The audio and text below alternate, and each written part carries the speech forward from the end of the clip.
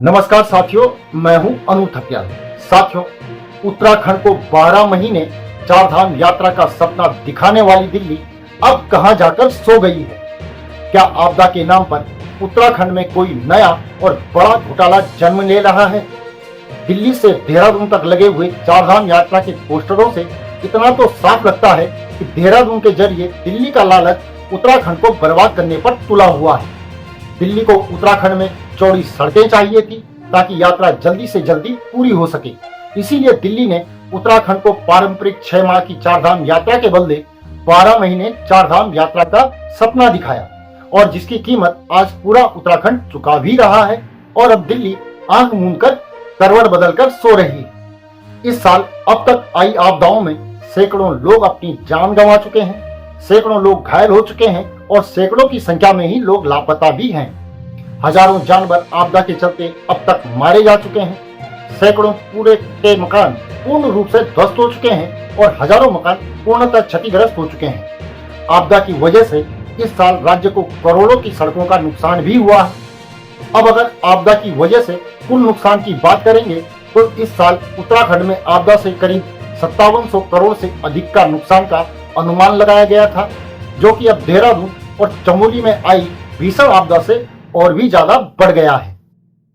उत्तराखंड ने केंद्र के सामने करीब 5700 करोड़ के फंड की मांग भी की थी, लेकिन इतनी भीषण आपदा के बीच केंद्र सरकार ने अब तक उत्तराखंड के लिए मात्र 1200 करोड़ के आपदा पैकेज की घोषणा ही की है, जो कि अनुमानित लागत उस समय आपदा से हुए नुकसान की उसका लगभग 5वां हिस्सा ही होता है। साथियों, केंद्र के 12 महीने चार धाम यात्रा के सपने ने उत्तराखंड के लोगों की सिर्फ कमर ही नहीं तोड़ी है, बल्कि इंसानों सहित हजारों पशुओं की जानें भी ले ली हैं। हजारों लोगों को बेघर कर दिया है।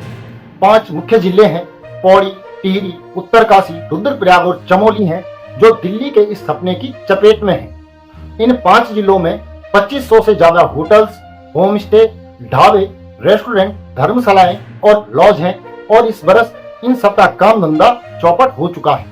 इन 5 जिलों में आपदा के कारण हजारों की संख्या में लोगों का रोजगार सीधा सीधा प्रभावित हुआ है। सोशल डेवलपमेंट फॉर कम्युनिटीज की ताजा रिपोर्ट के अनुसार 30 अप्रैल से 31 अगस्त 2025 के बीच 55 दिन ऐसे रहे हैं जब एक भी श्रद्धालु चार धाम नहीं पहुंचा है, और 89 दिन ऐसे रहे हैं जब चार धाम की यात्रा करने वाले यात्रियों की संख्या 1 से 1000 के बीच ही रही है।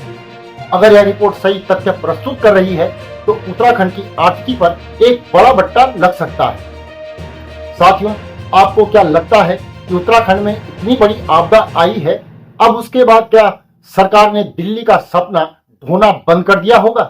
क्या हमारे पहाड़ों को चीरकर चौड़ी सड़कें बनाने के लिए दिल्ली के उत्तराखंड उजाड़ने के फितूर पर फिर से सोचने की कोई सिफारिश की गई होगी?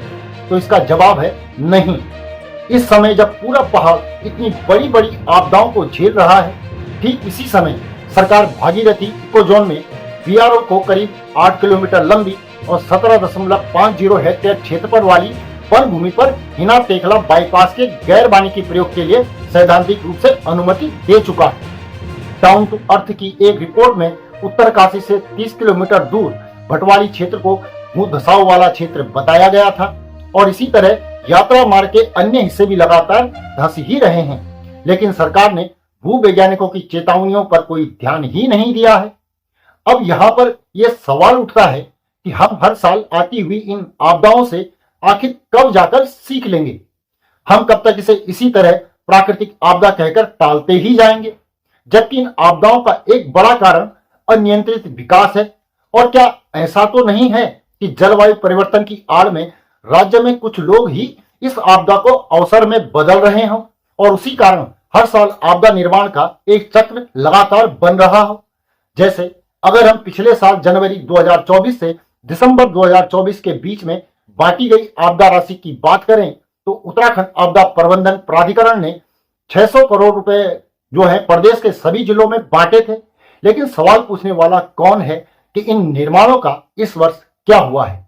साथियों, कमेंट बॉक्स पर इस पर अपनी राय जरूर बताएं। क्या उत्तराखंड में अब आपदा के नाम पर फंड की घपलेबाजी का कोई चक्र आपको नजर आता है?